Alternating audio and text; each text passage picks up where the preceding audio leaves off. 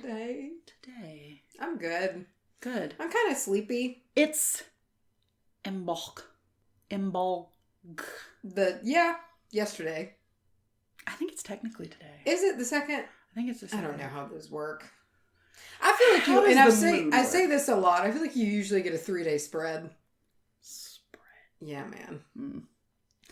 We had a nice little Imbolg celebration last night. 'Twas good. 'Twas good. We had some snacks. Oh, yeah. Lots of snacks. Lots of carbs. There was some sweet... I can't get over the cake that was there. That Jordan made? Oh, man. Yeah. It was a beaut. And it was amazing. I love a lemon blueberry anything. Yeah. And it was a good lemon blueberry. I don't know if y'all will be able to hear it, but there is... What is that, a dove? I think it's a dove. It's a dove. There is a dove absolutely losing its mind. And it sounds like it's right outside the window. Right there. It doesn't know it, but it is immortalized in history. It's probably saying something real deep. Oh. Super woke. Woke dove. It's got the tea. It's got... Just spilling some tea with a dove. What if that's our podcast now? It's just... It should be. There we go. You gonna get situated? Yeah, man. I'm getting situated. In these noisy beanbag chairs. Very noisy beanbag chairs. Get ready for that, folks. Jorah.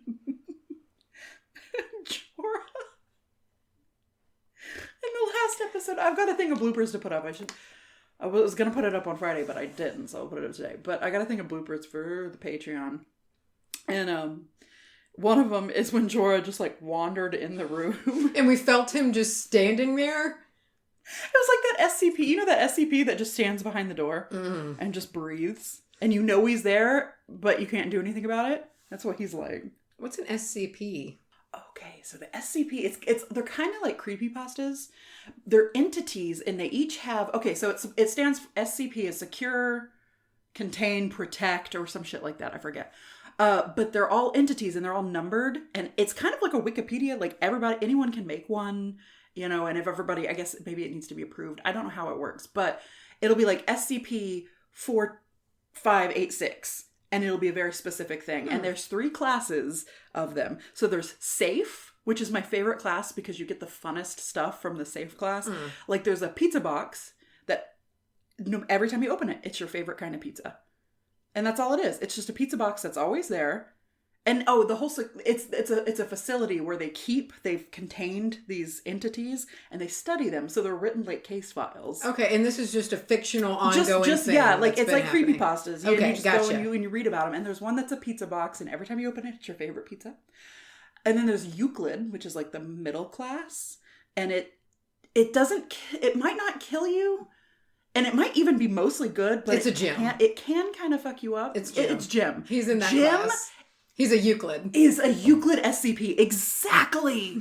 Oh my god, I'm so glad we put that. Okay. But there's one that's it's a Keurig machine, basically. And I mean, I'm in the same vein of thinking about the pizza. So, and you type what you want, and any liquid you type, it'll squirt you out a cup of. Okay. So they put it in the break room of this place, but you have to have a certain security level. Oh, gotcha. Because most of the time people are just like, coffee. And it's like, coffee. And they've tested it. If you write gold, it'll go liquid gold. Oh. You know? But then like people would fuck around and somebody typed like cup of Joe. And then it just like squirted out like human remains. Yeah.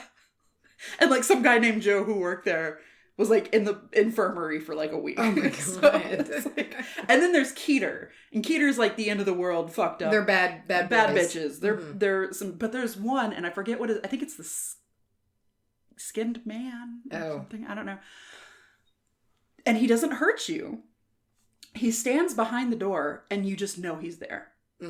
And the thing is with him is when you work up the courage to open the door, you might see him like for a flash, but you mostly know what he looks like because you can see him in your head. Okay. Right? And as soon as you work up the nuts to open the door, he disappears. So he can't hurt you, but it's the fear. But he's unsettling. And people have been so afraid to open doors that they've stayed in a room and like starved to death. So like he can kind of hurt you because of that. Yeah, but you're hurting yourself. But he's not intentionally doing it. I love Okay, I could talk about I could read up on that for days. They're really good. And there's also like a bunch of YouTube channels that will just read them. And it's nice to just have on and kind of listen to. To listen? That's cool. And people have made like drawings and shit of it. It's a whole I was thing. very glad of the reception we got that we need to try to submit Jim as a no sleep entity that yes. Peter Lewis has to read. You know what? I might actually die happy. Like, I would just die happy. I would. I'd leave my body. I wouldn't know how to handle it. Mm-hmm. In fact, I can't have it happen because I will astrally project and I'm going to freak out. You're going to freak out. Oh my God. Then Jim would be real. I feel like it's almost like this is all a ritual. It's like in Hellier. They're like, we're in a ritual. It's like Jim wants to be so real and the final step is to have Peter Lewis read him into existence. Yes. And I feel like Jim is driving us to this. And I feel like he's going to steal Peter Lewis's voice. He might. Like Peter Lewis will voice the show and then never ever speak again. Yeah. And then at night you'll just hear like or like by the end of the show it's like not. He just Peter sounds Lewis's, like a regular guy. It's weird. It goes from like his slow kind of to like this like kind of voice, and it like slowly gets there. You know, it's like then Jim's real, and then at the end he's not saying words anymore. He's just singing my humps. I've had a burn down at the disco. He said, "Hey, gross milk with my cocoa nut." We need to end whatever creepy story we write. It has to end with that milky cocoa nut.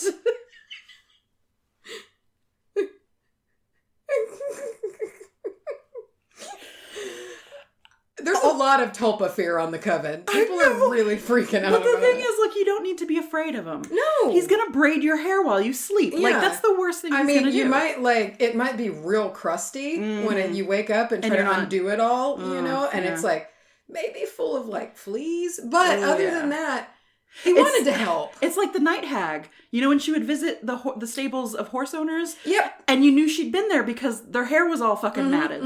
It'll be like that. And you'll be like, Jim's been here. Yeah. Hi, Jim. And he'll still be under your bed. And he's there. But he just wants to make sure that you wake up with nice wavy locks. Yeah. He has the best of intention. He's really a Euclid class SCP is what he is. I love this analogy. Oh my God. All week I have been thinking about songs that he would sing. That he would be into? From that era. Absolutely. I've also been singing Toxic a lot. I can just hear him. And the taste of your... It's beautiful. But, okay. We could have a podcast just about Jim. What he's been up to the previous week. Slime time with Jim. We'll have like once every 3 months we'll have like a half episode where we just fill you in on what he's been. And what he's been doing. I feel like we could go back and forth. I feel like we'll never run out of Jim material. Never. Because to me he's real. And so I just imagine what's Jim up to?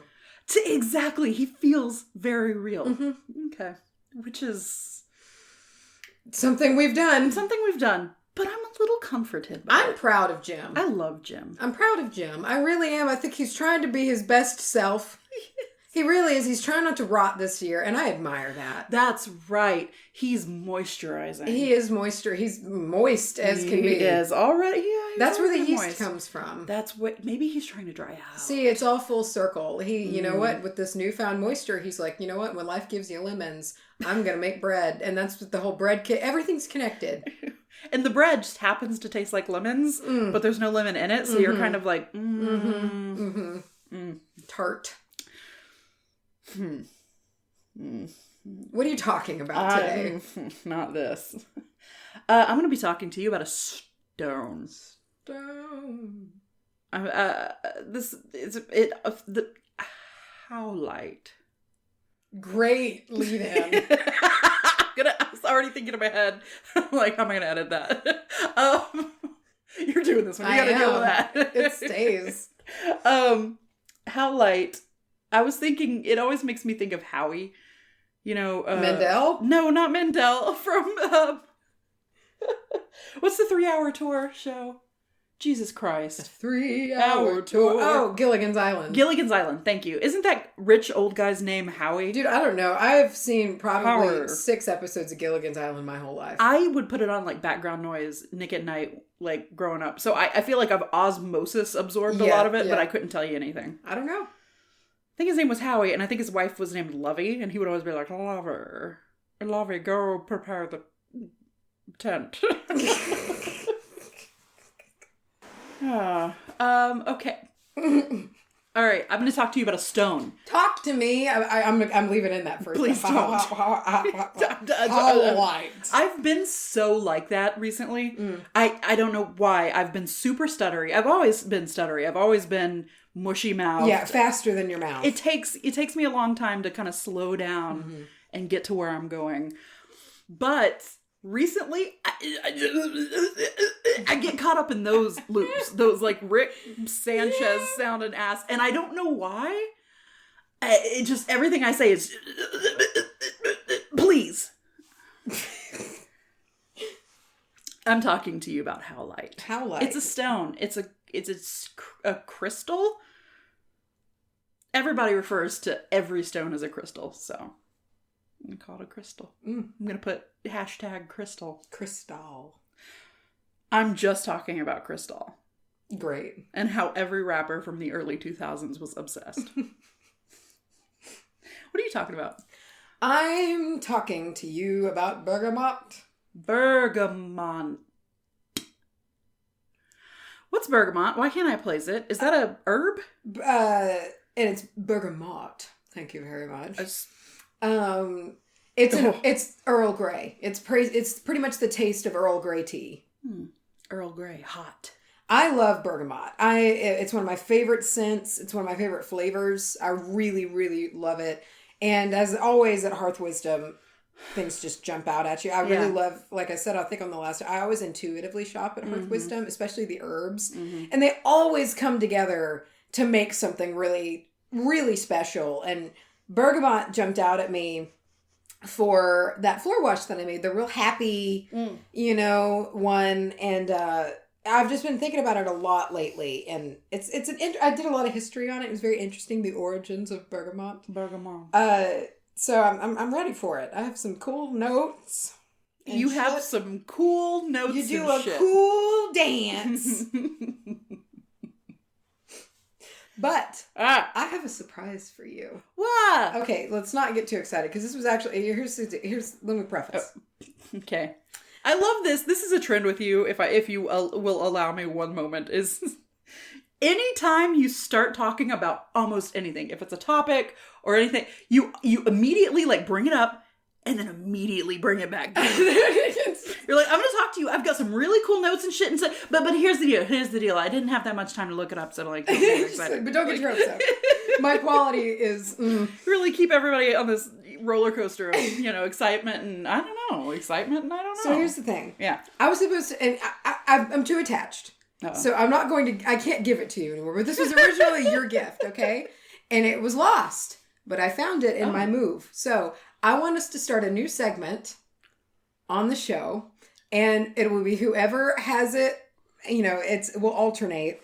Because I am very, very, very pleased to share with you Etiquette Up-to-Date by Mrs. Cornelius Beekman. Oh, published my God. In 1938. Oh my God. So explain why this is a big deal. Okay. But here, real quick, this thing is a comedy gold mine. Oh, they all are. So what I think we should do is You've tagged pages. I have, and we're going to read a passage every week from Etiquette Up-to-Date. We've got to keep our etiquette up to date. We got it. So, as witches, we need to keep our modern day etiquette with the Witch Bitch Amateur from 1930. What 1938. 38. And so what I want to do, and I'll bring it in maybe about now. So I'm just like some really always sunny sounding. Yeah, some like really nice like housewifey violin-y music.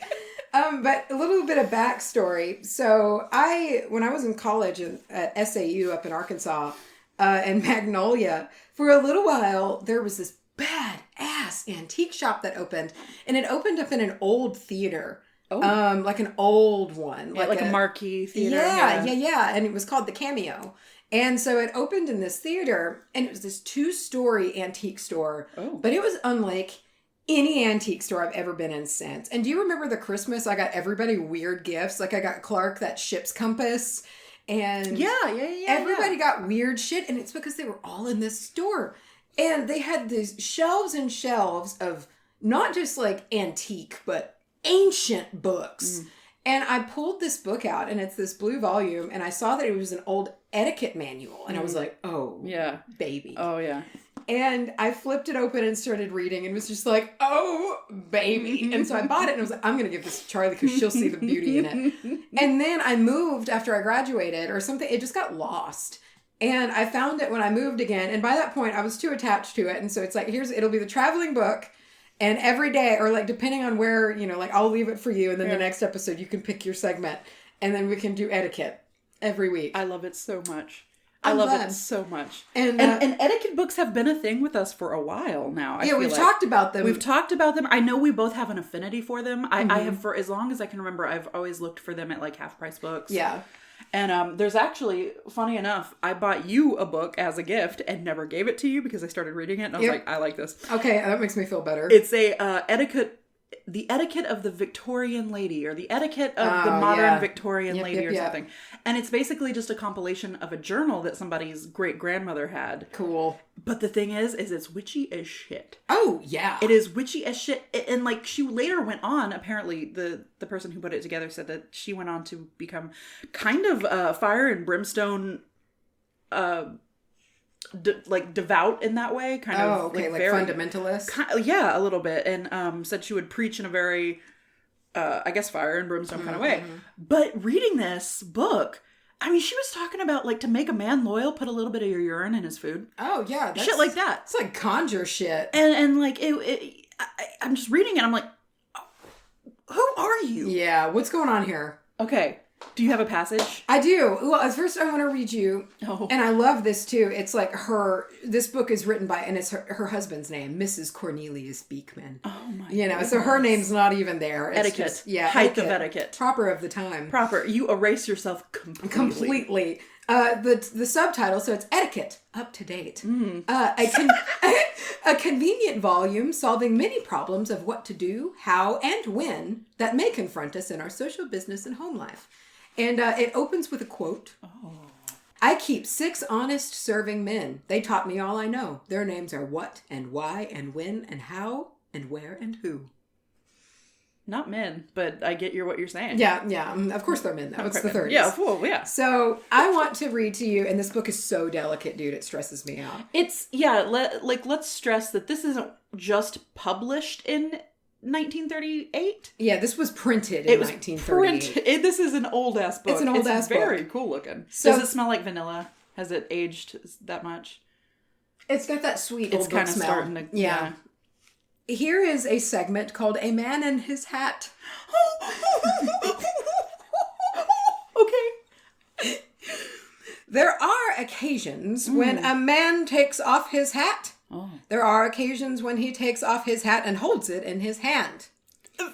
And there are occasions when he only lifts his hat. Oh. Generally speaking, he takes off his hat to friends and acquaintances, and, on special occasions, lifts his hat to strangers.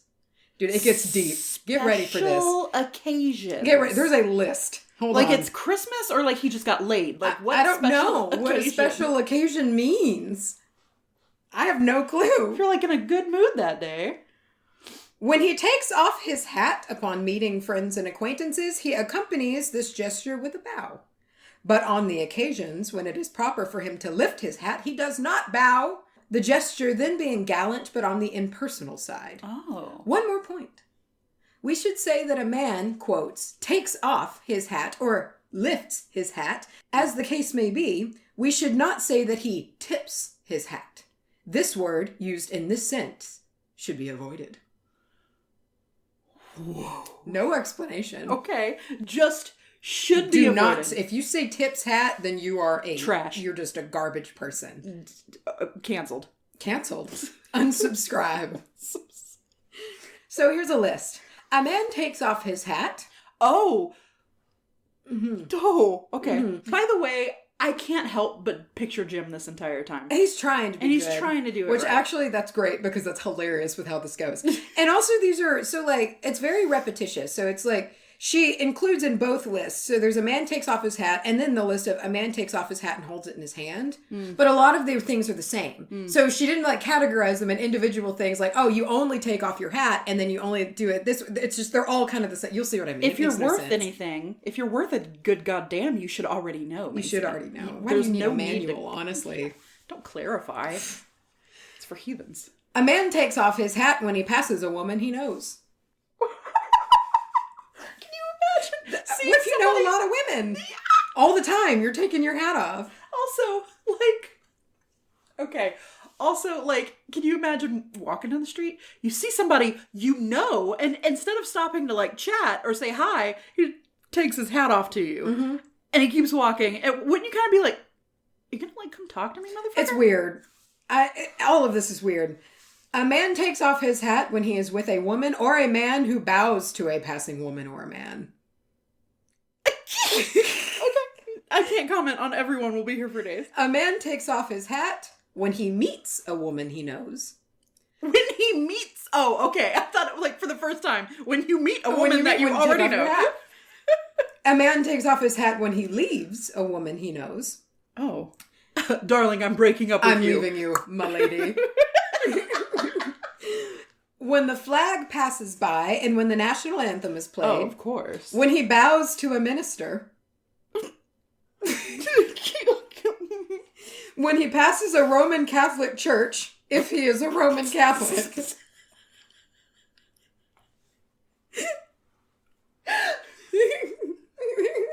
How about if you're a man, don't wear a fucking hat and avoid all of this. But you can't because that's rude. Oh no. The top of your head. Ugh. A man takes off his hat when he bows to a very old man, a distinguished man, or a superior. A very old man. Get this one. Ugh. A man takes off his hat when a funeral passes. Europeans do this, and many well-bred Americans.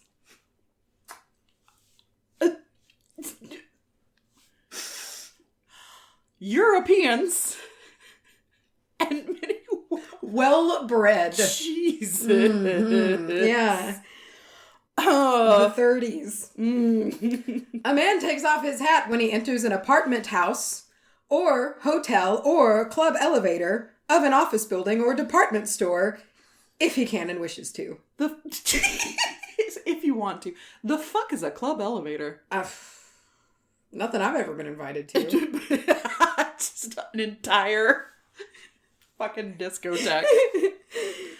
A man takes off his hat when he meets a foreigner who raises his hat to him when he bows. You following? How do you remember all this? I don't know. So this is okay. So that's just taking off your hat, right? It's smooth. A man takes off his hat and holds it in his hand while the flag is passing. Yeah. The hat is held in front of the left shoulder. Okay, over the heart, I guess, sorta. Right? While the national anthem is being played, the hat is held in front of the left shoulder. This is something that's still done. Yeah, very that one's commonly. normal. Yeah, especially in the South. I think because yeah. There's a lot of cowboy hats and.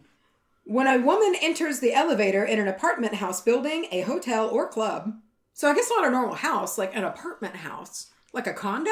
I guess, yeah, like a. I feel like things were more elegant. Yeah, and you maybe like the concierge, like you're in like the entryway and whatnot, or you're received by a literal servant. Oh.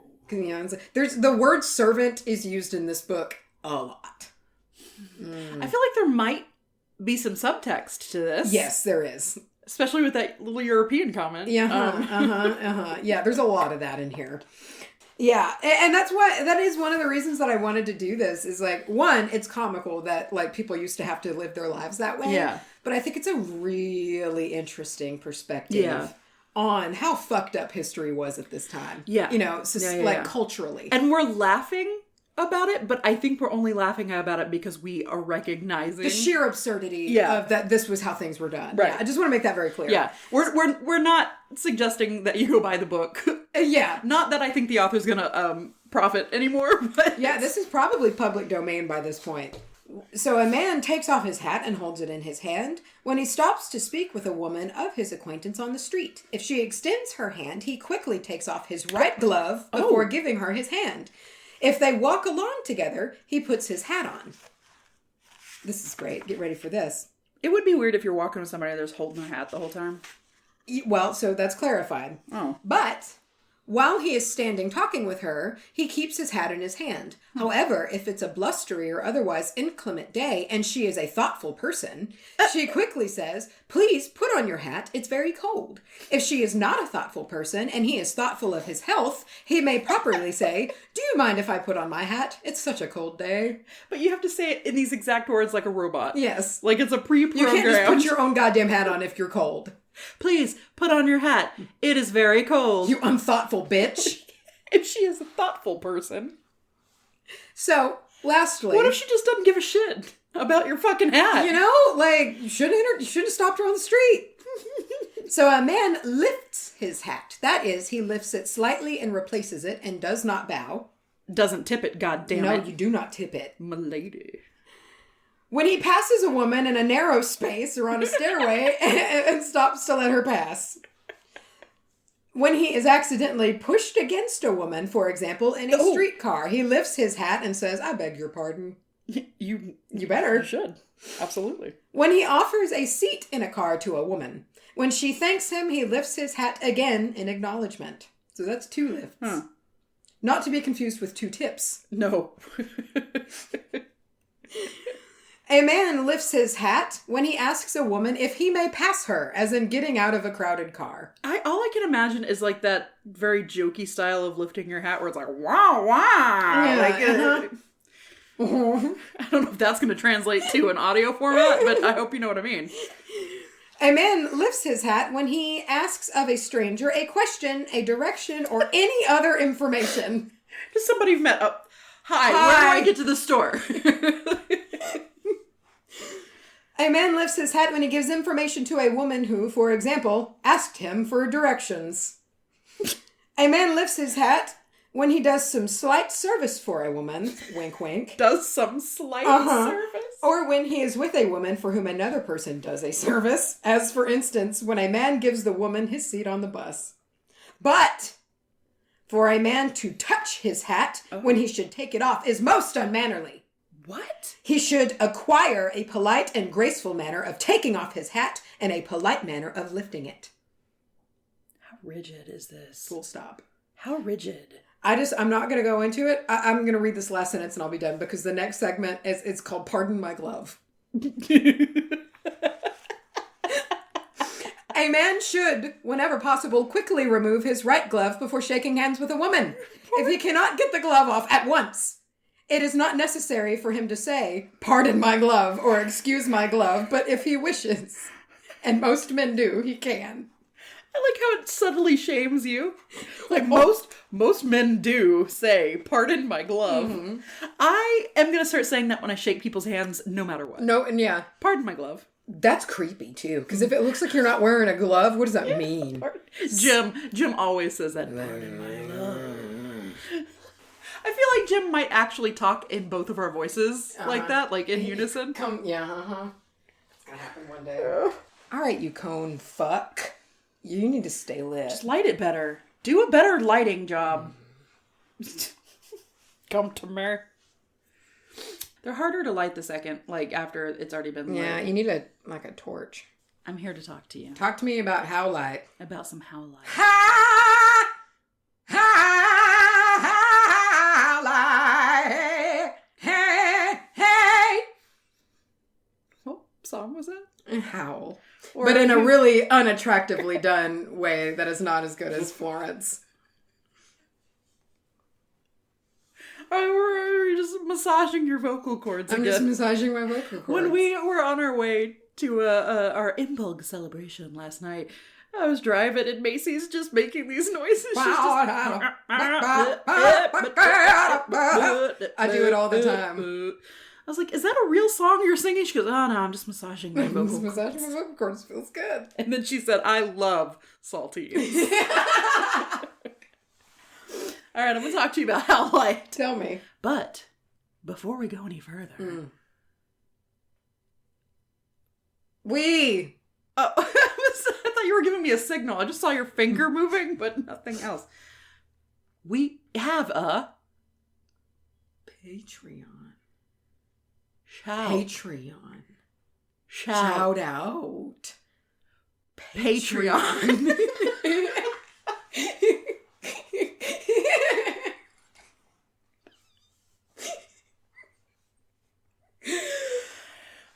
I don't know. Segment.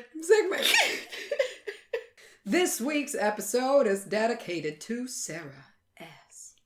Sarah S. I hate that the first thing that popped in my head was Sweet Caroline. See, mine was Sarah S. There it is. It's every time I want it to stop. I want it to stop. It needs to stop. Like, Sweet Sarah S. Ba, ba, ba. You want to see what do they say? Good times never seem so good? I don't know. You know when that song comes on, you're going to see about 30 cowboys wild get out. So excited. I swear that God, it was the night we saw the poster for the Witchy Bazaar in the Boiled Owl. Yep. There's a taco joint next to it. Me and Clark, it was like 2 a.m, and we're drunk from the bar, so we're going over to like have water and tacos. We're sobering up, and that song comes on, and they have like a guitarist there, and he's playing, and he starts playing Sweet Caroline. And there's this group full of people who look like they're there on like a work outing that maybe got a little wild, but they're all there, and it's clear that they're not loose around each other. They're kind of stiff. Mm-hmm. And that song comes on, and Clark wasn't familiar with it. It's not his scene, I guess. And I was like, oh God. He's like, what is it? Or maybe he didn't place it because it was an acoustic. I don't know. Do you know what's coming? I said, you ready to see about 30 stiff-ass work colleagues turn up? Get down. He's like, what? And then I was just kind of like waiting. And then just on cue, the entire... I'm sorry. There's a few things that irk me. Like when people get really excited about Sweet Caroline. That being said, I get really excited about Sweet Caroline. Great. No hypocrisy there. Anyway. What are we talking about? What are we doing? What are we doing? You're talking to me about Howlite. I think I just talked about Sweet Caroline for 30 minutes. Just take all of that out. Please. All right. No. We're talking about Sarah S. Oh. Sweet Sarah S. Sarah S. Sarah S. Sarah never felt so. Sarah S. There's got to be a better one than that. I feel bad, yeah. Making that the one. Got the songs we talked about last night. Oh no. She's so Sarah, she's a star, and she'll cry with a Sarah heart. What is it? If you're something. Sarah in a S. Not in an S, it sounds like I said something in it. Cry with her lonely heart, and some so lovely, she's so lovely. Different than, what does it say? So lovely. So why do these tears, what is that song called? Why do these tears come at night? Why do these... It's called Lucky. Oh, all right. Okay, you ready for this? Uh-huh. Okay. She's so lucky, she's a star, but she cries in her lonely heart, thinking, if there's nothing missing in my life, then why do these tears come at night? That's right. Forgot that was a Britney Spears. She's so lucky. She's a star. And she'll cries in her lonely heart,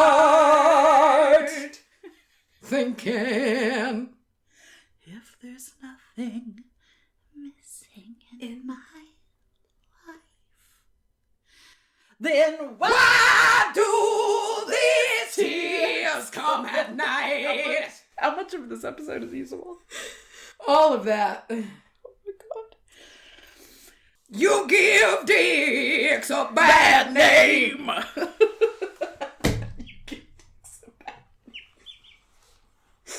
Oh, man. Tell me about Howlite, please. I am. I'm bringing my notes up. I don't want to get distracted. So thank you, Sarah S. Sarah S. We hope one of those songs made it. All of it. I'm just going to leave all of it. No.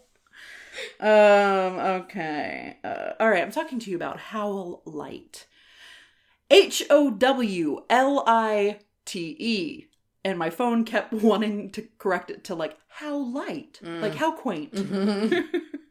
But Howlite is nicknamed the Calming Stone. Okay. The Calming Stone. It was discovered by Henry Howe. Okay. In 1868. I see. Okay. You see how it gets its name? Mm-hmm. What I was reading, though, is he didn't actually name it for himself, which is refreshing. Very refreshing. But somebody, like, later came along and named it after him. That's nicer. It was like a friend was like, no, man, you discovered this. You should get this, you know. So that was kind of nice. That was all right. But what's really funny about it is he discovered it. I guess he was the one who popularized it because it was already around. Because these miners in the local area were digging it out of their mines and they were totally fucking annoyed by it. It was just this garbage mineral that they kept pulling out of the earth when they were looking for better materials. Right. It was the shit in the way. Yeah, they were just like, get that scientist bitch down here and have him tell us what this shit is. So he came along and he was like, okay. And I guess he scienced it. He figured out, what composition it was, and all that. And then somebody was like, name that after yourself. So it's got a little bit of a strange history, I feel like, because usually it doesn't go down that way. It's usually some guy finds it, it's super priceless, and people have been using it for jewelry and makeup, and then they name it after themselves. And this one's just like, here's this giant pile of shit we dug out of the earth. Name it so it'll go away? I don't know. So Howlite is a white stone with dark gray or black lines that kind of spider web its way through it. And it does look very pretty. It's almost like an inverse of snowflake obsidian. Okay. You know how it is a little bit more veiny than that? It's all connected. Veiny. It's veiny. It's veiny, vascular, virile. But it's a mostly white stone with kind of these chalky, it almost looks like smoke wisps. Oh, cool. It's a very pretty stone. And oftentimes, because Howlite is a little bit more abundant, it's a trash mineral, I guess, it will be dyed.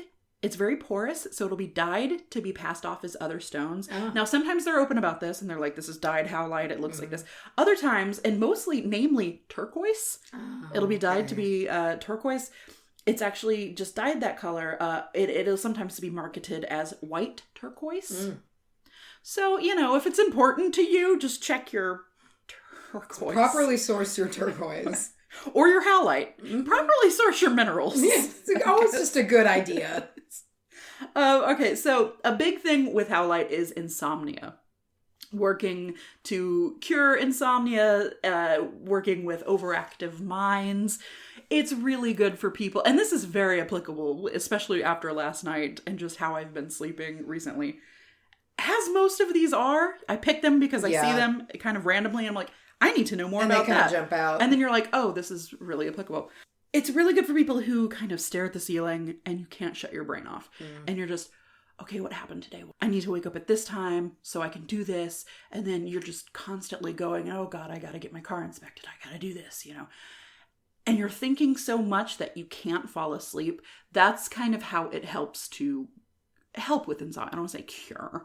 It helps with insomnia. So a lot of people will choose to kind of put it under their pillow and have it soothe them. It also works with, because it is one of the higher consciousness stones, it works with all kinds of mental stresses. So the overthinking, it helps your sleep and your dream, kind of if you're having nightmares, anything that's troubling your mind, it can help soothe that a little bit. But also, that extends to the pursuit of wisdom. Oh. And remembering past lives. Oh. Which is appropriate, that it works with all this mental stuff. Can it be someone who really loved all of the physical pleasures? All of his, listen. But it's appropriate that it works with all this mental mind related stuff, because a lot of the times the chunks of howlite, the big unrefined chunks of howlite, look like a human brain. Oh, sweet.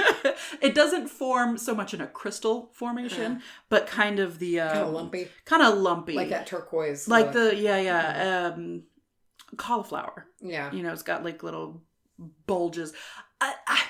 They call it blob formation, and I don't love that. Yeah, I don't love that. Blob. I don't like the word blob. Okay. Howlite is a very emotion-forward stone. It deals in calmness. Anytime that you are overcome with a particular emotion, and you feel like we've all been overcome with emotion. And that's normal and that's human. But when it gets to the point of making you feel unbalanced in other aspects of your life, it can help even you out a little bit. It's good for when you need to suss out your emotions as well. So when you don't know how you feel about something, or maybe you're really mad about this thing that happened yesterday, so you don't know. I have this thing happen a lot where I think I'm really mad, or I think I'm really affected by a thing. And then like a week goes by and I'm like, I was only really mad about that thing because I had such a shitty day before. Mm-hmm. And now that thing doesn't matter so much to me.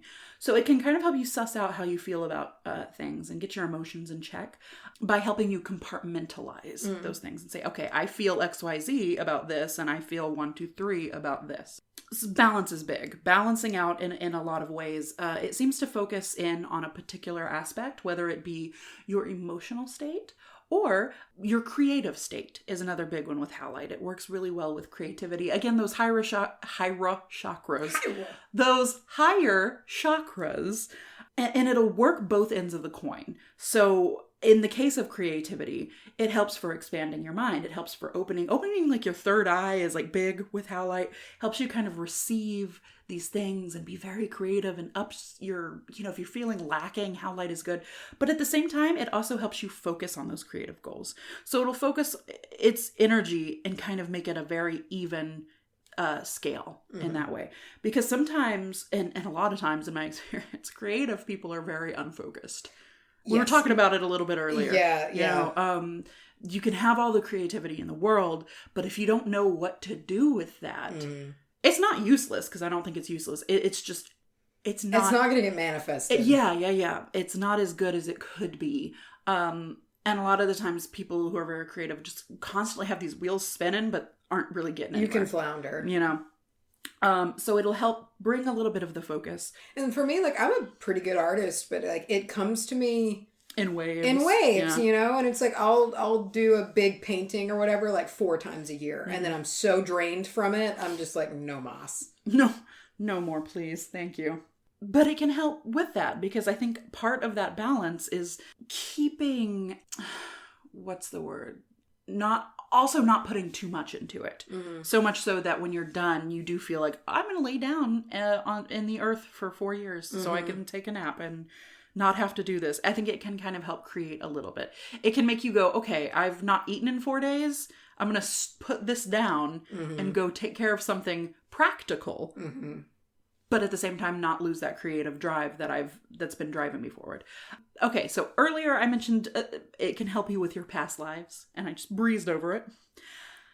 But since howlite works best with the higher chakras, it is used very often as the representation of the crown chakra. Sometimes they're usually like quartz or those kind of things. White, so it's kind of a white, kind of a gray, kind of a smoky thing. So a lot of people use it for the representation of the crown. But it's also used super on the regs in past life regression and also meditations, placing it like on the third eye area and doing like a meditation, or when people do it for you. It's used in this area to help channel and focus up that past life regression, which I feel like is kind of a balance thing in itself. Or maybe not a balance, but a compartmentalization thing. Just like it will help you compartmentalize your emotions about things, I think it can kind of maybe help you I think it can separate this life that you're living right now versus the images or the feelings or the whatever that you're receiving from your past life is what I'm trying to say. So it can kind of help compartmentalize in more way than one, which is something that I am real interested in. But I also don't want to know. I'm very scared that I'm going to find out that it's my first time here. And I don't want that.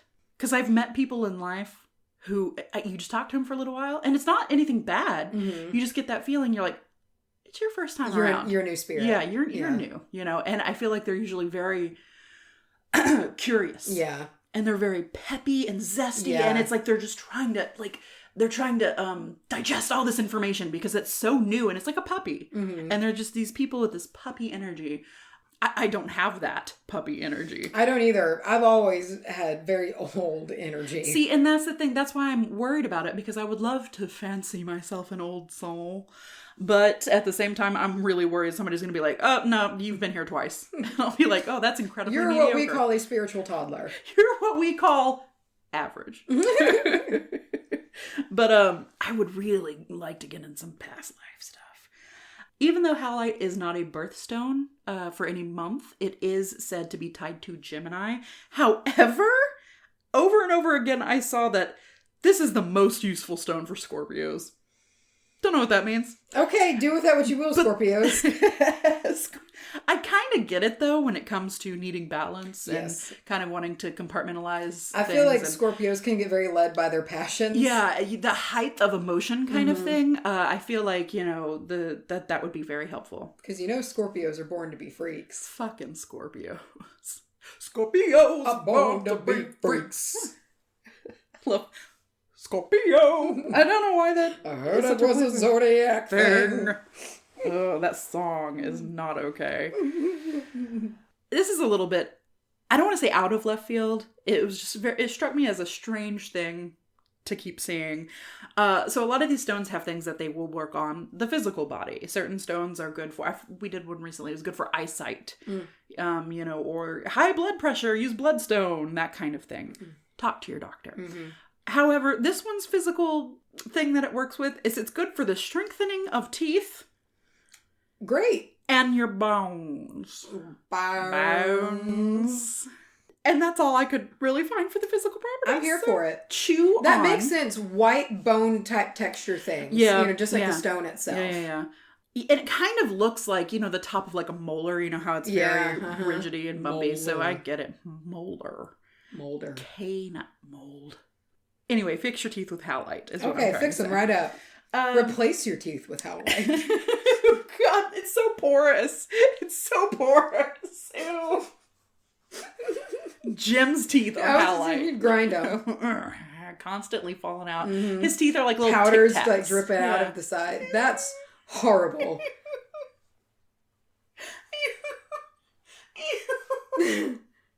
I retract that. His teeth are not made of Howlite. It's canon. It's canon now. He smiles. He's got that like webbing on his teeth. And there's like the black veins. Thick. Have you noticed how he's invading more than the Instagram segment?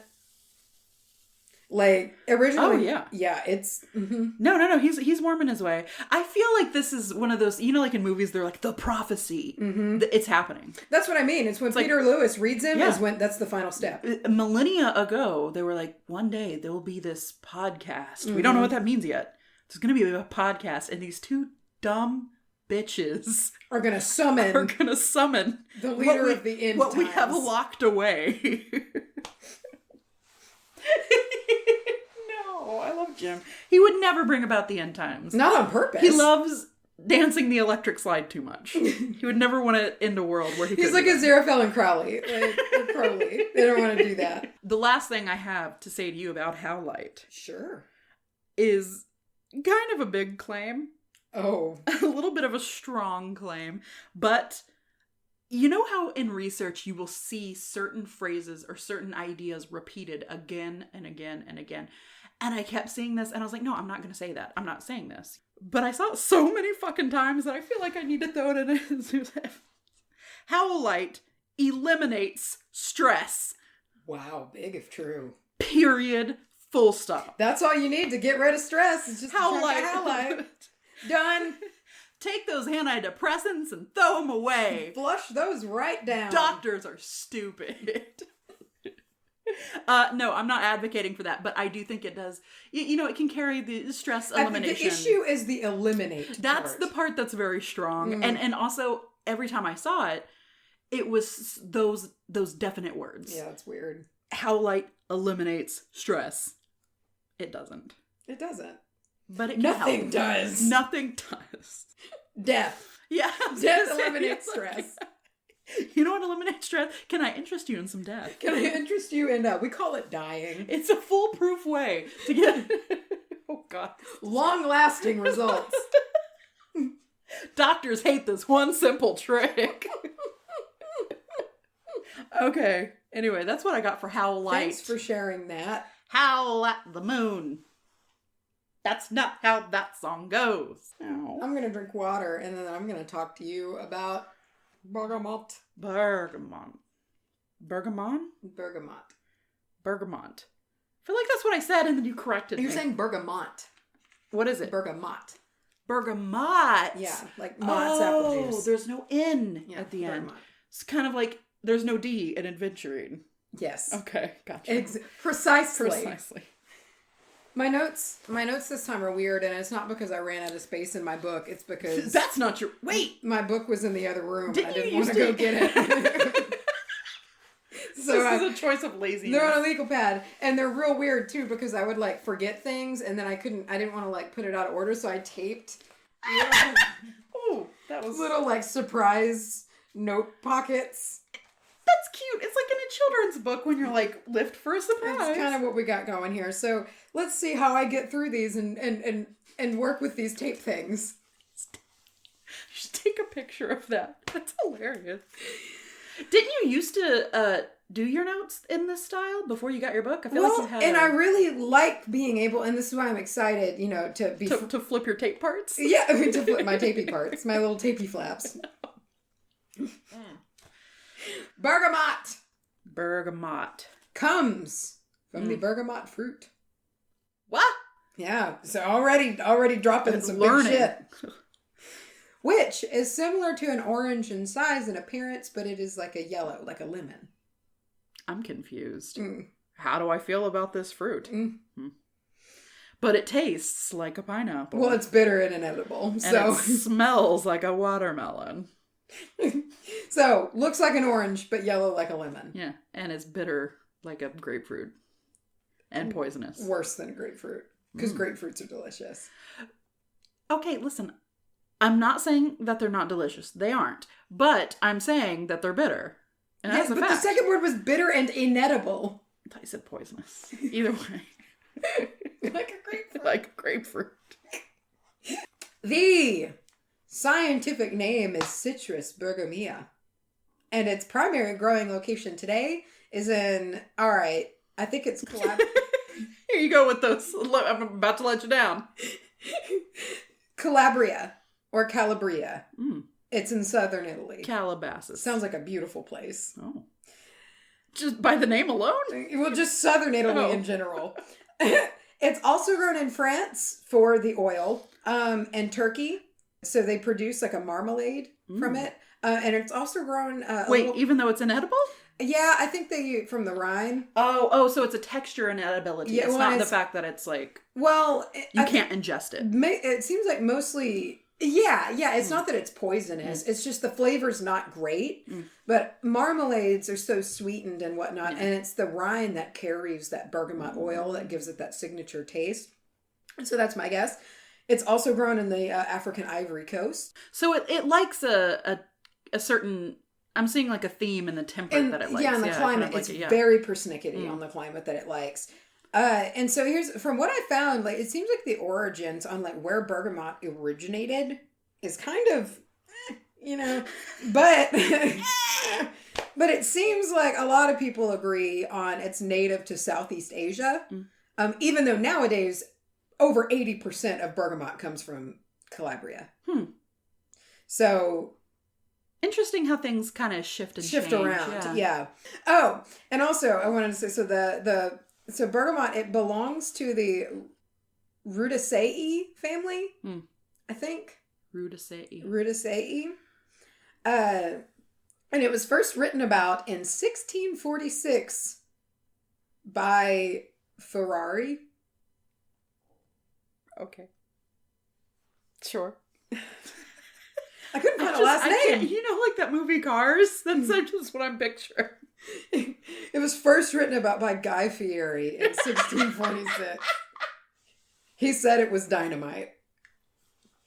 Flavortown. So it was, what does he say? Donkey tooth? What does he call things? Donkey something? Not that. Donkey sauce? Certainly not donkey tooth. I'd bet my life on it. I guarantee you, when he thinks something slaps, it's donkey he calls tooth. it donkey tooth. Singular. Hey, Google. I gotta find this out. One tooth. Hold on. Everybody shut up for a second. Guy Fieri donkey sauce. That's gross. I think that's a sauce he makes, but I swear I heard him say something was donkey sauce. Donkey tooth, you mean? Take off now. No. I don't want to sound like a moron. I'm not gonna. So, the Mediterranean region has been well aware of the unique and desirable properties of the essential oil. Oh. That's the big kicker here is the essential oil of bergamot. That's its bread and butter. It's the bread and butter. It's my bread and butter you're fucking with. It's my bread and butter you're fucking with. Man, Charles Foster is badass. What Oftenson? Is that right? Oftenson? Oh, did I say Charles Foster? It is. It's CFO because it's CFO. It's Charles Foster Oftenson. I think his last name is Oftenson. Bergamot is it's believed, it is, I think, from what I could tell. It's a hybrid. I don't know. Fuck it. From what I read. So here's the thing that's weird about bergamot, right? So it seems like there's two camps on a lot of things. There were several research docs I read that all kind of lined up. And then like websites were kind of saying other shit. So I'm going to align with the research docs. Yeah. Good plan. I feel like it's a good call. Yeah. So it's a hybrid of bitter orange and sweet lemon. Oh, okay. So there is aspects of both of the things it looks. Okay, yeah. And I think from what I could tell that it was it wasn't on purpose. It just kind of happened over time. This new species of orange tree.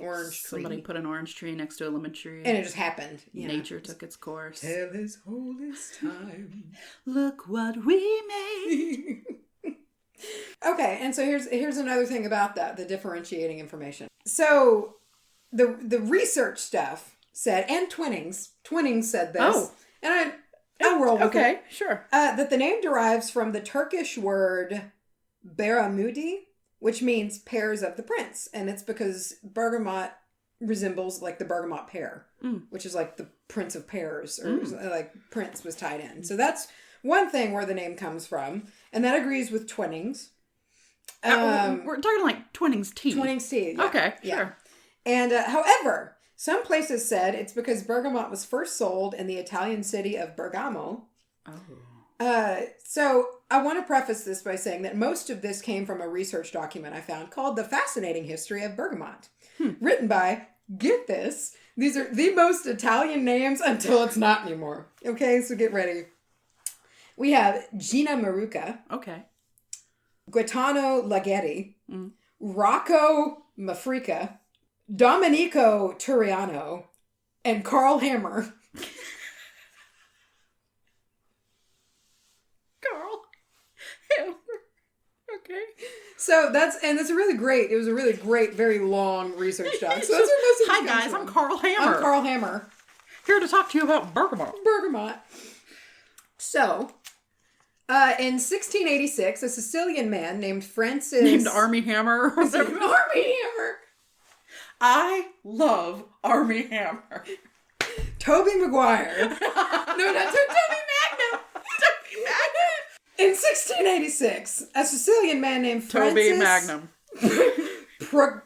Procopius. Francis Procopius introduced his bergamot water to France. So it was highly prized and quickly became like a keynote in many of like the big time perfumes. Okay. Oh, so water is in like a rose water. Yeah. And so actually the original like eau de cologne, I'm not going to speak French. I don't know how, but you know, you've seen that. Ooh, the toilet. The original, like toilet water, essentially is what they called it, was scented heavily with bergamot. Oh. So it was there in the original like cologne water. It's in that's I was struggling to remember why I know it so much in everything. Yeah, in a non-witchy sense. And I was when I was working at Sephora, every perfume that came out had notes of bergamot, notes of bergamot. Well, like, that's actually true. It's like literally every perfume, like, has bergamot in it. Huh. Yeah. It's because it has this ability, it blends strangely well with scents. Like, it adds its own thing, but it doesn't clash. And so, like, since it has that, like, citrus, but also kind of that spicy, it just goes in everything because it can blend and then add so much. Okay. So it's everywhere. It's like vodka. You just put it in everything. You just put it in everything. Yeah. So the manufacturer of this original toilet water, cologne water, whatever, dates back. I know that we're children for laughing at that, but I can't It's help toilet water. Just laugh at toilet water. And it was first manufactured in 1709 and was commercialized by Gian Maria Farina, and it was a hit with court. Like, the courtly attendees loved it. Huh. Which, after reading the Couchiel series, I just don't take court, like, royal court series. Like, people just got together and drank booze and gossiped and played cards all day. That was it. I feel like that's what a lot of high society has been just throughout history. It's just one big social club. People who decided they were important one day, and then that was it. You can't sit with us. No. Mm-hmm. But the court members were all about... But they like bergamot. That toilet water. So... Gotta be in the 1700s. Honestly, anything helps. I mean... Everybody stunk. I just know that. Stanky.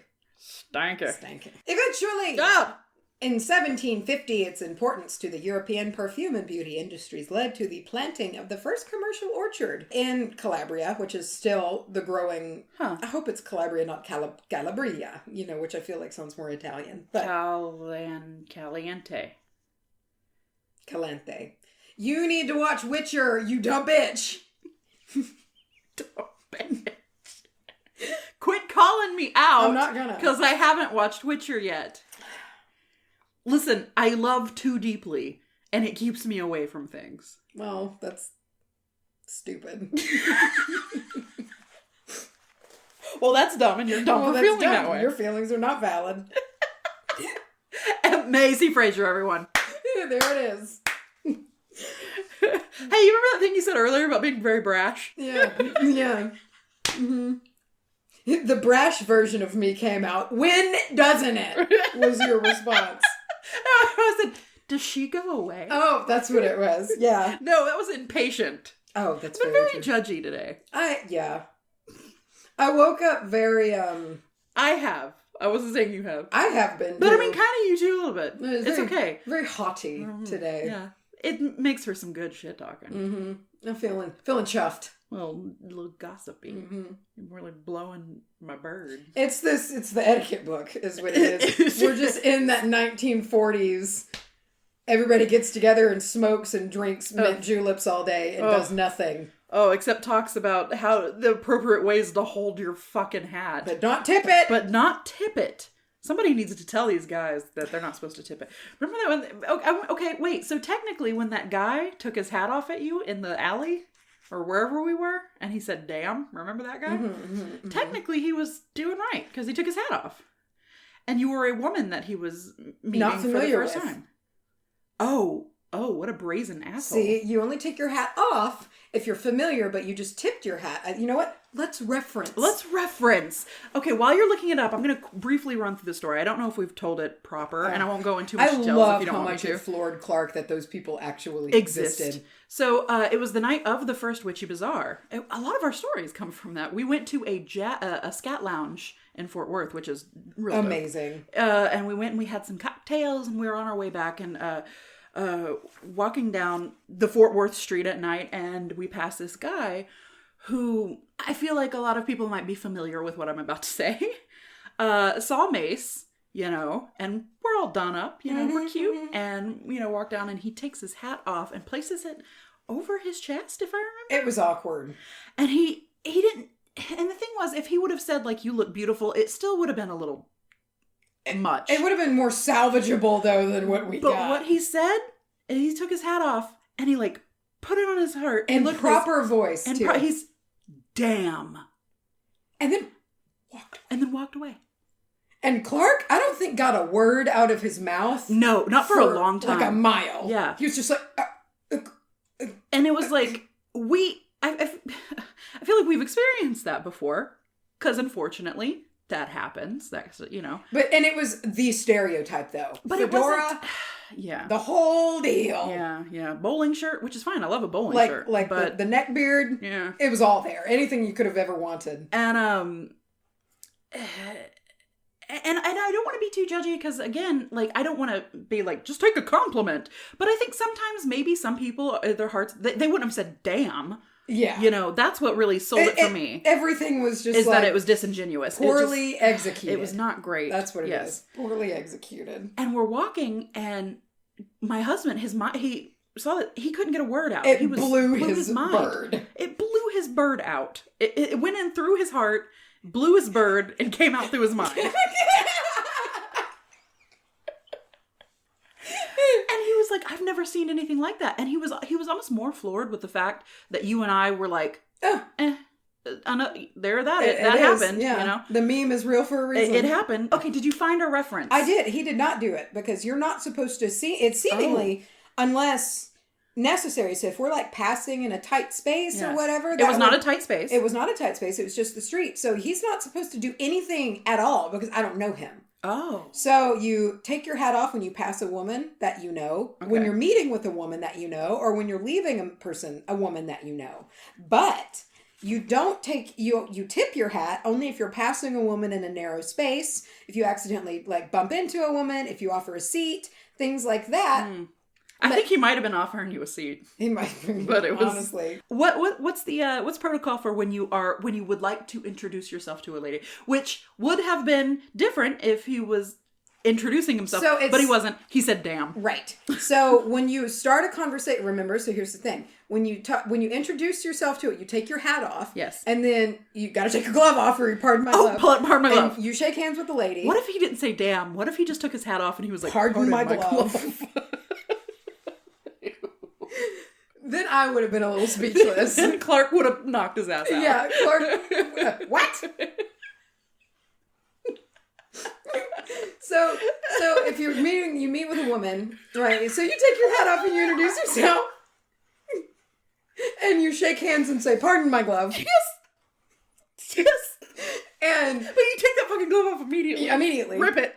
And so, but then if she's a thoughtful woman, after you introduce, she says, "Please restore your hat," or whatever you say. You should, that's exactly, I wish we would have read this back then. "Please restore your hat." Actually, what I would have done is not have said anything because I'm not thoughtful. And then he has to ask me to put his hat back on.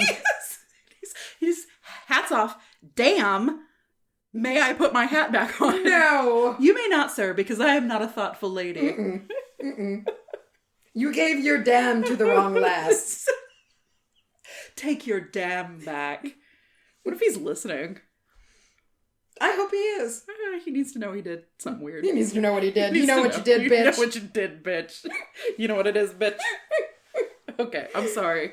I'm glad we figured that out. What a handy manual. Now we know that he was definitively, in the 1930s, wrong. Well, and here's the big thing, and you'll notice this when you flip through it. The problem, and the thing is, the big thing you want to avoid in this era is to be conspicuous. That word is, and it's like, do not do this. It will make you conspicuous. The fuck are you trying to And there's a whole list, and I almost did it, but I was like, no, we got to save it. Well, I want you, if like, you'll find it. I'll do the conspicuous list. You'll flip in there and you'll find it. But it's like the way that it's worded is just the things that you can do in public are so limited. Otherwise, you're conspicuous. I feel like that almost is not even a right way to use the word. Well, like, and I remember one of them. It was like, if you're walking, do not take a man's arm. You don't do that. And you don't hold hands either. You walk side by side because anything else is conspicuous. I can't form words. Of what? What are you trying to be fucking? I don't know. Huh. Yeah. Anyway. You'll find it. Conspicuous. Bergamot is now a cold-pressed oil.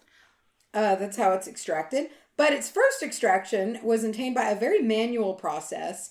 And basically, the oil, again, it comes from the rind, just like most citrus does. And they would use natural sponges and press very, very hard against the rinds. And the oil would absorb into the sponges, and then they would like be squeezed out into these like special containers called concolina or concoline. How long would that take? And it took so many oranges. Oh my many. gosh. Yeah, I guess they're still oranges. So the process was typically carried out at night by experts at this task, and they were called fumatori. Oh, I believe. Yeah, so it was serious business. Huh. Can you imagine? No, I can't get over that to do that by hand, because it seems like you would hit that saturation limit and like waste. Yeah, a lot of oranges. I feel like you would. Yeah, but in 1844, the Calabrian machine was invented by N. Barilla or Barilla. And for the first time, industrialization of the oil could occur. Just putting them people out of jobs. So this machine is kind of crazy looking. Like, it's kind of weird. So the machine worked by rubbing the surface of the fruit with like these two cups kind of, and like, but like big, they were real big, and cups is a weird word. They're almost like big dish type things. Okay. And one was fixed and the other rotated. And it was like the thing was skewered. And so it would just kind of like, okay. And then it would push all that oil out. And the cups were, from what I read, were made of casted zinc. And then like they have like this combination, I think the one had blades and one had teeth. And like the way that they worked together extracted apparently a shitload of oil. You don't want to get your dick caught in this. You don't want to get your dick caught in it. No. For sure. The essence. Yes. It's like the color, like the extracted oil. It's like a yellowish green color. Ooh. Healthy. And it contains a shitload of terpenes. Oh. So it contains monoterpenes. A shitload of terpenes. Sesquiterpene.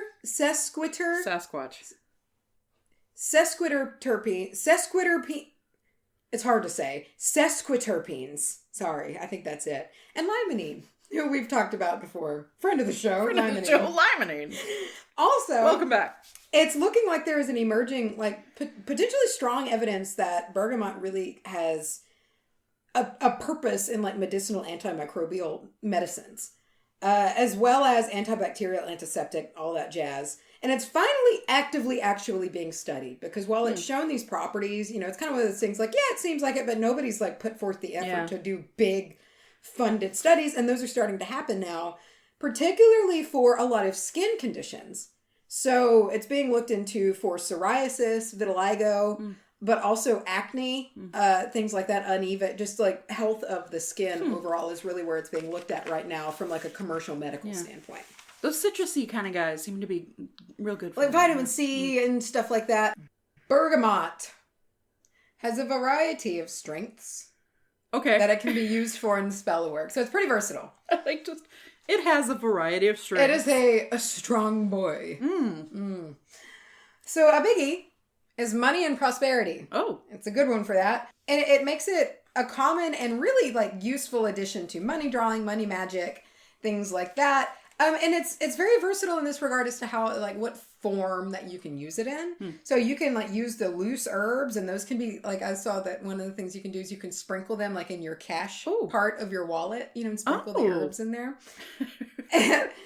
Or you can burn it over a charcoal. You can add it to charm bags, mojo bags, things like that. Now, what is the herb? Is it the, like, dried rind? I think it's, like, the dried, some people use the leaves and things like that. But yeah, you can get like dried bergamot. You can add the oil to a bath. Of course, be careful with that. Don't like add a lot of it and burn your dick off. Like, don't do that. Or you can drop it on, which I like to drop essential oils on a charcoal disc. I really enjoy that, and it makes that big, like, strong, plumy cloud, which might be bad for me, but I enjoy it. Don't breathe that.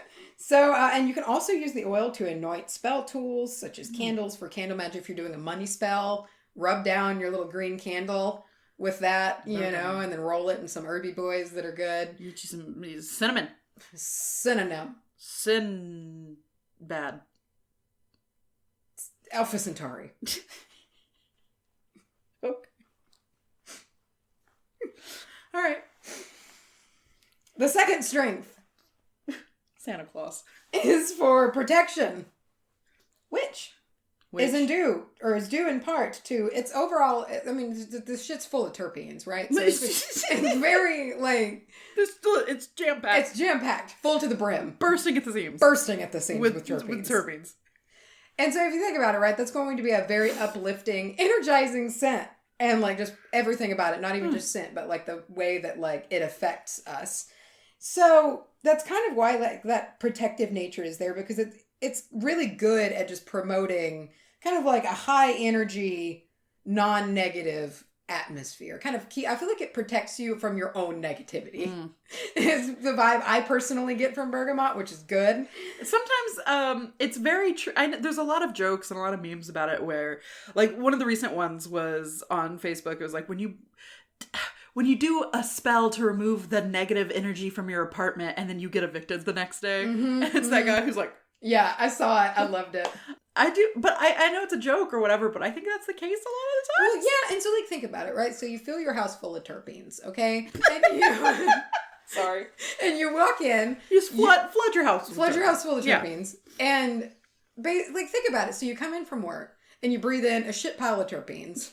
And imagine how much better you're going to feel than walking in and not smelling in terpenes. Yeah. You walk through the door, do a couple of lines of terpenes. Yeah, real quick. Blast off. Cut up a rail of terpenes. You know, put them right up in there in the olfactory center. Roll up a little dollar bill. Whatever. What's more metaphysical than a dollar bill? Roll up a little bay leaf. Ooh. That'd be hard. Oh. Roll up a peppermint leaf. Okay, great. Okay. Snort it off of a black mirror. Don't do any of these things. Nor do I think you can actually snort a terpene. Yeah, clearly we're joking, but don't do drugs. Don't do coke. Don't do fake drugs. Don't joke about drugs. It's not funny. We would never do that. Drugs or joke about drugs? We would never do. I love salty. You could put it in potpourri. Sorry. All around your house. So you put it in little, but, you know, again, keep in mind if you have cats that like to suck on things, don't let your cat suck on your potpourri. They bite the bars and kind of tongue them. Yeah, you know, just don't spray your bird. Don't blow your bird. Don't blow your bird. With bergamot. I don't think we ever explained blow your bird. I don't think I want to. It's not. It is what it is. Blow your bird means whatever you think it means. Whatever you want it to mean. And I guess in places of the world where bird means like your girlfriend or like a chick. Yeah. It's going to be worse than it will in other places. Yeah. Because here, we don't. So it means something totally different. For us, honestly, it means nothing. I just would like to leave it unannounced. You decide suspense. What it means. It can be added to a bath. You can bathe with bergamot things like the leaves, rind, whatever. I'm not, you know, you could buy like bergamot. Buy a whole bush of bergamot and throw it in a bathtub. And just bathe with it. And just take a bath. Dirt and all. And for hex breaking. Oh. Exorcisms. But also balance. Oh. Yeah. That really goes back to, I feel like it's good for self-hexes. Like, if you're really cursing yourself, which we've talked about before, like you're just doing it to yourself, I feel like it could be a really good way to do that. Take a hot, steamy bath, breathe in them terpenes, and break your hex. It just eliminates hexes. Bergamot eliminates hexes. And then get you some Howlite. And you won't be stressed and you won't be hexed. You won't be hexed. You honestly will just be fixed. You'll just be blessed. Be fixed. It's big. It is. I mean, obviously. It's big. It's big. In aromatherapy. Oh. It's a real biggie for that. And I could see it. You know, I love the smell of bergamot. I love the smell of bergamot. Nice. It's one of my favorites in the world. And I remember when I first drank Earl Grey, it made a big impression on me. The flavor of bergamot is a weird one to me. And there's a brand, I don't remember what it's called, and I still think about it to this day. It made such an impression on me. So when I flew to Chicago for speaking, it was either Chicago or San Diego for work, I don't remember, but at the airport, there was this tea place. And it's a commercial company. Teavana? No, it wasn't Teavana, but it was delicious. And I wish I could remember the name of it, and somebody might be able to. It was like, they would do a bunch of different kinds of like milk teas and whatnot, which I love a milk tea. And so I got this vanilla bergamot milk tea, chilled. And it was sublime. And it was fresh, right? And I drank it, and I remember drinking it and just being like, this is searing a place into my memory. This slaps. It slapped. And then, like, when I lived in Plano, I saw that they had a bottled version, and I was like, no fucking way. And I bought it.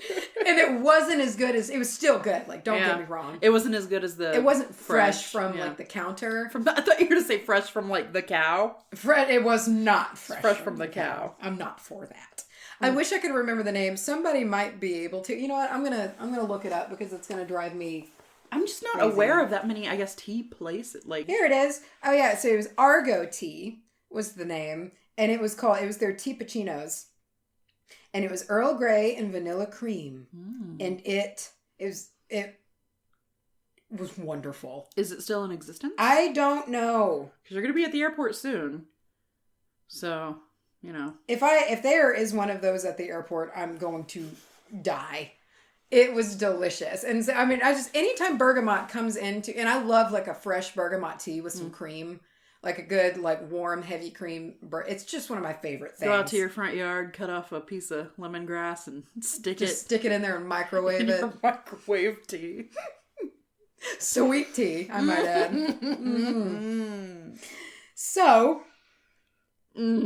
back in, because of all of these properties, think of the terpenes and whatnot, it's really good for a floor wash. Okay. I put it in a floor wash. I loved it. I loved the smell. And not only that, it seems like, the oil itself, if you get like the good essential oil, it has antimicrobial properties. So you're getting some of that cleanliness in there, but also it just terpenes up your house, man. And it has that protective ability of just being able to like keep the negativity at bay.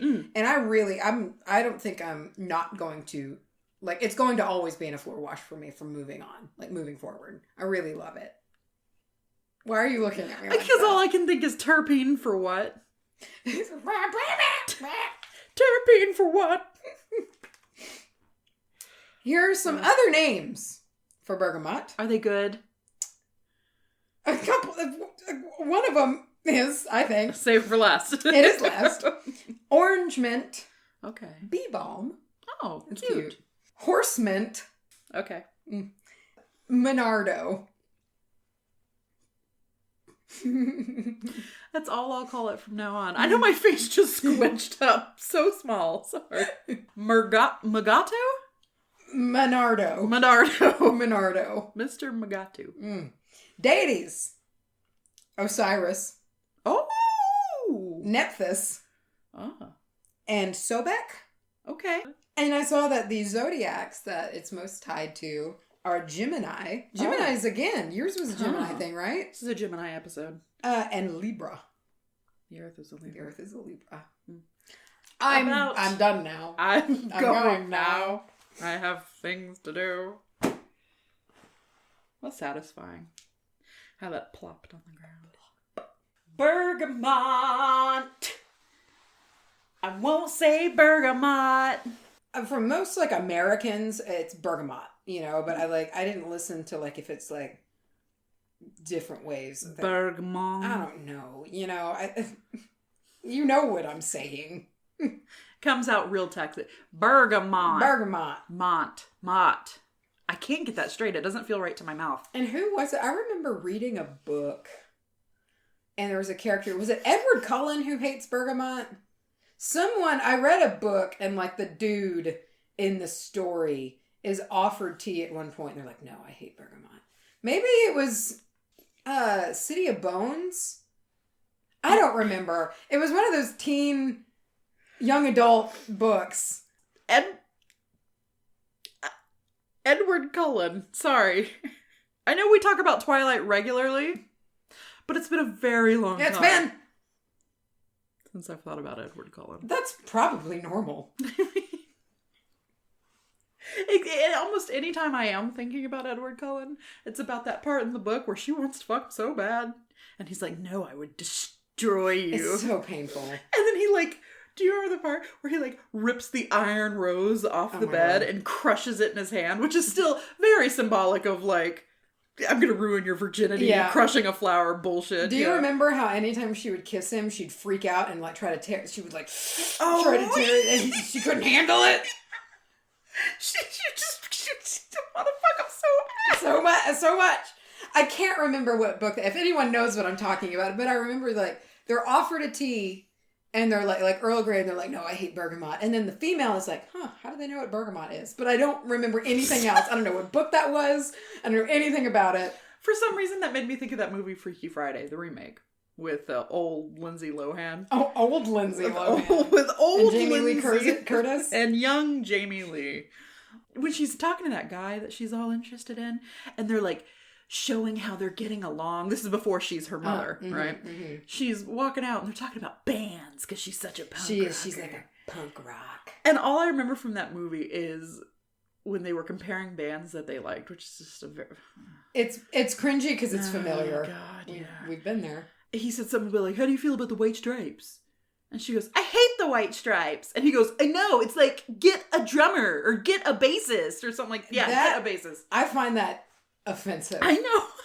And I remember even at the time watching that and I was like, oh, I'm checked you're out. trying, what? Mm-hmm. I feel like somebody just saw a band that didn't have a bassist and they were like, that'll be cool. Let's talk about how they don't have a bassist. Let me say, you don't shit talk the White Stripes, first of all.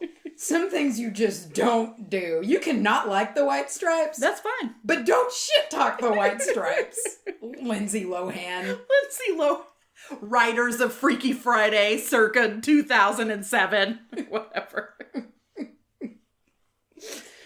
It's going to drive me crazy not knowing what character hates bergamot.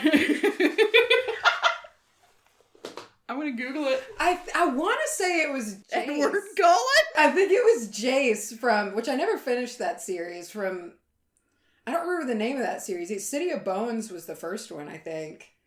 I want to say it's him that hates bergamot. I don't know. Okay. I think we have an announcement to make. Oh. We have an announcement. One announcement. Whole announcement. Well, we teased it a little bit in the last episode. We gave you a tease. Said up in the Northeast should prick your ears. Pennsylvania. We said Toby Maguire. Toby Magnum was gonna prick your ears. Toby Maguire. That's worse. He just comes in through your window. Hey, I got an announcement. He dances over to you. Snapping. Fucking just shooting webs. Okay, what is this announcement? I'll do it. I'll bite. So, Macy. Yes. Hit me with that dope, lit, fresh, fam, yeet, dab announcement we have. I was wondering when you were going to run out of words. I think you forgot fresh. Slaps, fresh, titties. Dick. Now we're just saying anatomy. Feet. Lit. Eyebrows. If you have them. So, this summer, coming to you this summer, we will be traveling up to Pennsylvania. In a Pennsylvania near you. In a Pennsylvania. Once upon a time. Could it be? We are traveling up to Pennsylvania for a very special retreat, an opportunity presented to us that we are very excited about.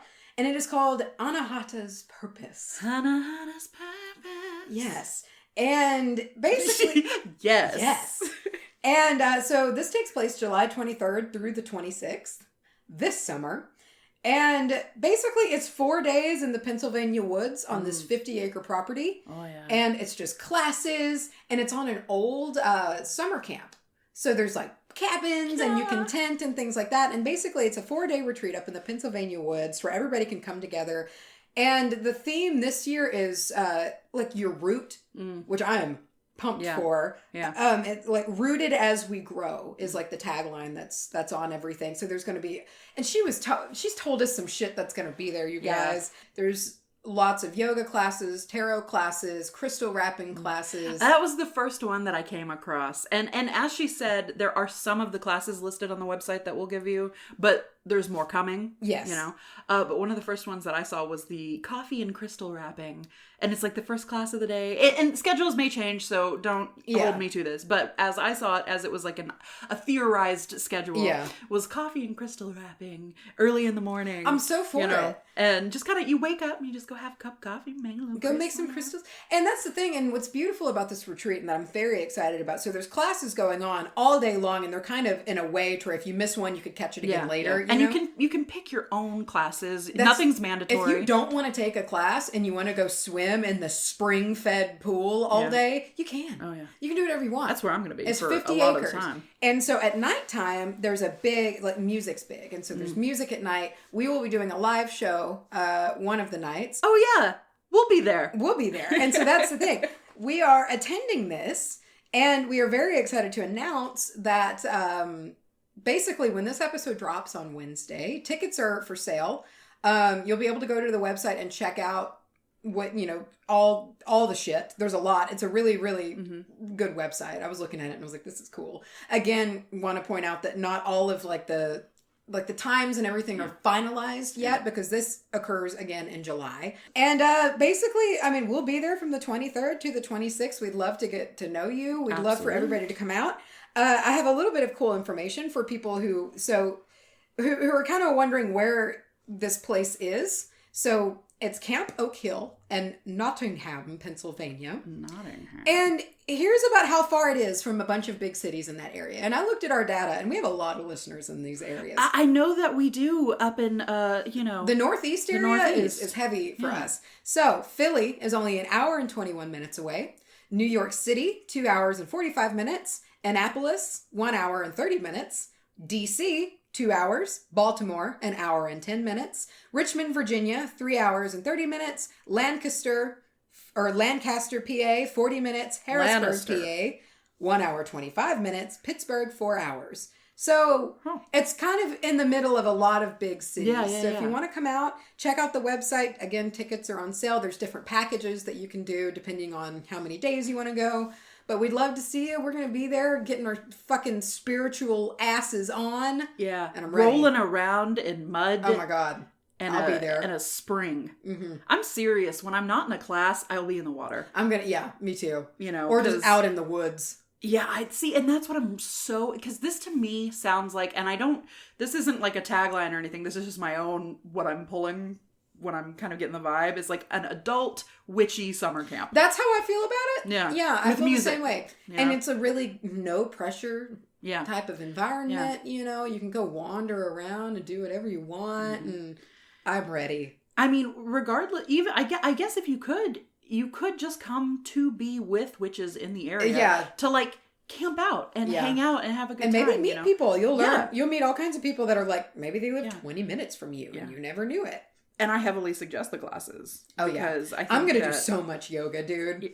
I'm going to be just a rubber band when it's all over. I will try with you. I think that it's going to be interesting because it's going to be a situation where you are very in your element. Because it's going to be very root chakra, root, ground, earth.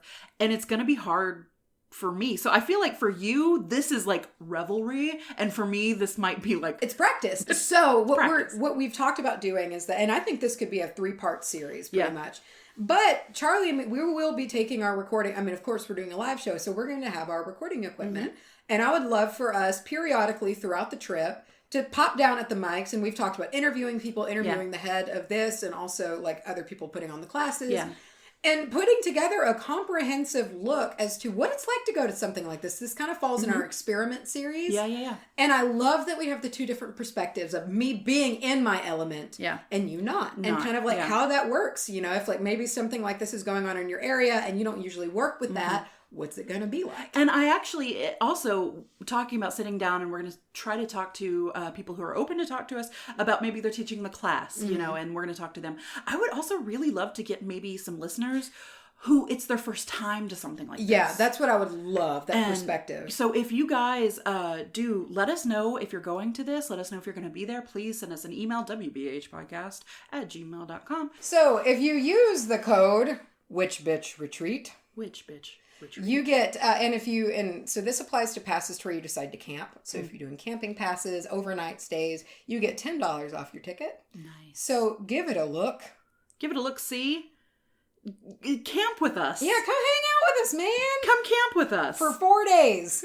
It'll be a good time. You'll get so sick of our asses. Yeah, you will. You'll realize that we're actually just the worst. We can all go on a late night hunting trip for Jim. Because he'll be there. No, I take that back. I was going to say we'll summon him, but fuck no. That's how the prophecy gets fulfilled. What are you talking about? I know. He's really trying to creep his way into my brain is what's happening. He came through you. He was trying to make you say that. Yeah. No, but I think that would be really cool. How cool would it be? And just to get like a group of the coven together. Oh my God. Just go on a night walk. Bring some flashlights. Tell spooky stories. Spooky stories. Sit there and drink out of a flask. Oh, yeah. Just water, though, Because we're straight edge. We'll have the X's on our hands. So that's that. Yes. Y'all, please look into it. Please come hang out with us. Go on this wonderful retreat. I think I'm going to come back a different person. Yeah. Me too, honestly. Yeah. I can't wait for it. It's going to be great. So give it a look. Hit up that website. Anahataspurpose.com. Anahataspurpose.com. We will link in the show notes. Yes. And how's that spelled? In case you are... So it's the heart chakra. Unless you have trouble finding the show notes, I know sometimes people do. If it is our most recent episode, the show notes will always be up on our website, wbahpodcast.com. So if you do want to come spend some time with us, there's a range in the ticket prices. So... like so tickets range depending on if it's how long you want to stay, from $70 to $350 depending on what package you select. Oh, that's another thing. You don't have to stay for the whole time. You can come out for a night. Yeah. And so look at the different packages, maybe see what you're feeling, things like that. But it's all on the website. Give it a look. Come hang with us in the woods. WBH Coven Party in the woods. Mm-hmm. Hell yeah. It's going to be a good time. So I hope to see you Northeasterners. Oh. Nor'easters. You know what we can do while we're camping? We can... I feel like I cheated you last episode. I feel a little bit bad about it. Oh. I've been trying to think of all the ways that this episode we could go back to that camping scene that we had, and I didn't allow you a can of warm beans.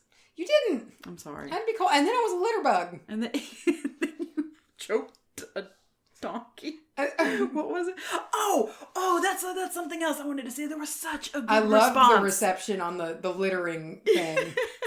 The bags. And I'm really not trying to have everybody snitch all the time about everything. But littering's an exception. But littering is not okay to me, So there was a lot of Texans that I hope are hitting that website up. So anyway, okay, allow me to redeem myself. Oh, thank you. We'll travel back in time. Okay, so that can comes flying out of the turtle's mouth. Oh. Out of the canyon.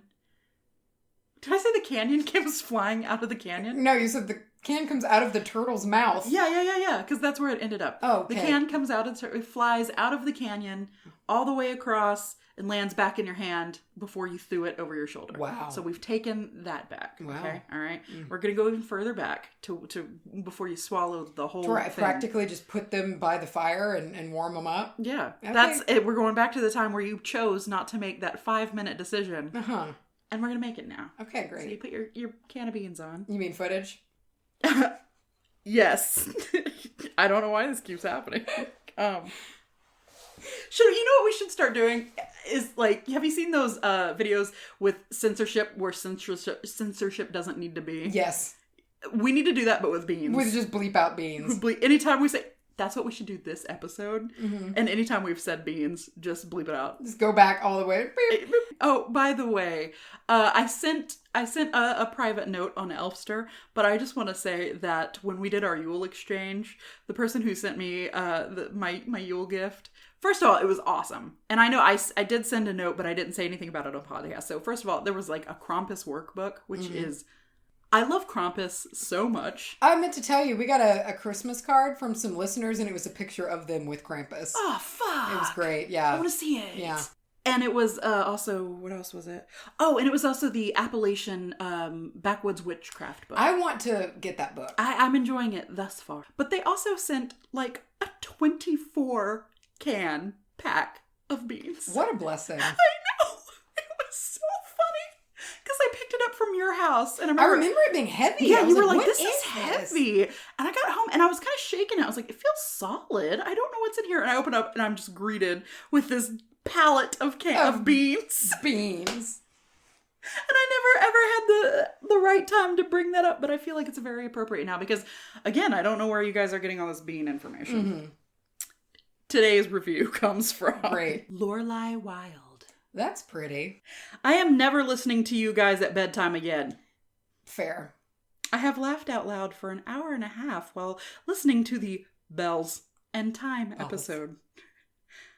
I need to get some sleep. Let me tell you, when I saw this review, it scared the shit out of me for a second. Because, like, the way it shows is it shows the first sentence and then ...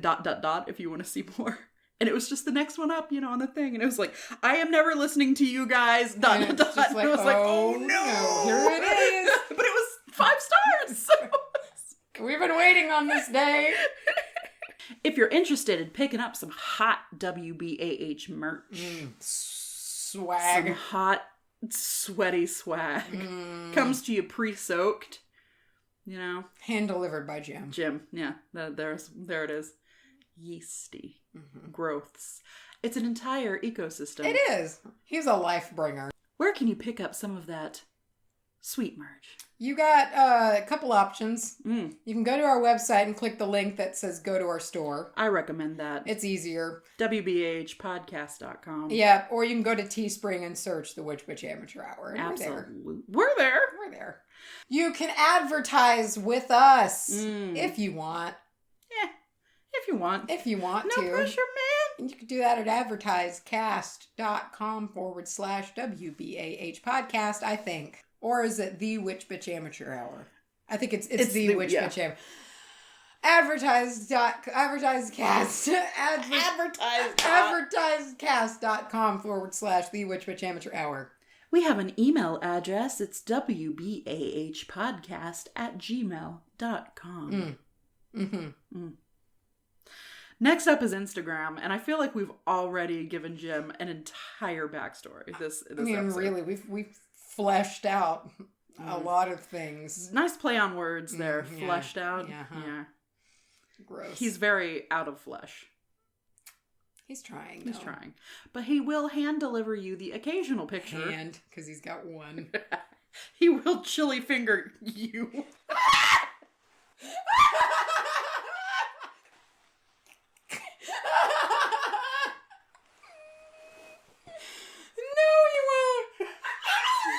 I'm not going to let that part of the tulpa happen. He will not do that. He'll try. Macy will be like, no. No, Jim. That's not how we do things. He'll just be like, okay. As Jim's handlers, we cannot allow such behavior. It's too conspicuous.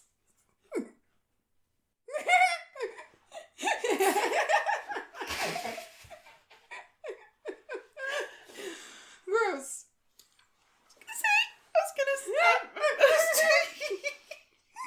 I meant to say he will chili finger deliver to you. Not chili. That's gotta be new merch. Get chili fingered. Get chili fingered. We have an Instagram. You can find all the, no, you know what? Just go to Instagram. It's at Witch Bitch Amateur Hour. We have a Twitter. One Twitter where we one tweet. At Bitch Hour. Come meet with us over on Facebook at Witch Amateur Hour. No, bitch on Facebook. You can support us on Patreon if you so wish to do so. I think we got some exciting announcements coming on the next Facebook Live. I'm excited for that. Oh, yeah. Oh yeah. So if you wanna hop on over to Patreon, you can do so at patreon.com/WBAH podcast. And we have the jelliest, sucking on jelly sickle. Mm-hmm. She is sucking on them sickles. And down his elbows. And you can smell those. P.O. Box in all of Texas. Mm-hmm. P.O. Box 865, Canton, Texas 75103. That's the one. Sauce Box is ready for your hate mail. Ready and waiting. Gobble it right up. She just... How did she go from being the cutest, sweetest little peach? It's because it's because she got too cute. She's too cute. Yeah, she let it go. Her little ego's too much right now. I kind of imagine her being the type of cute that like is like kind of not okay. Yeah, you know, like she would be on an episode of Love Island. Yeah.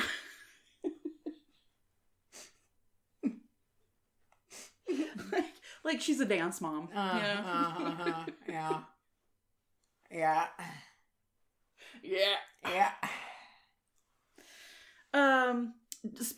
Speaking of, not really of Saucebox, because I'm done talking about her. Okay. All right. I'm ready to leave this room. I'm sweating. Are you? That's weird. I know.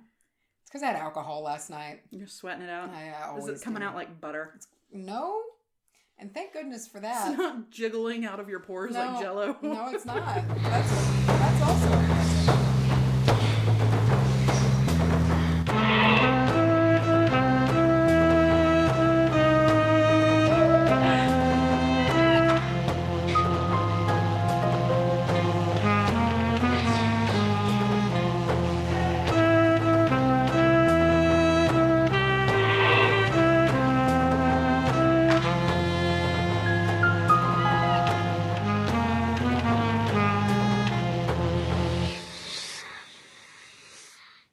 Oh, man.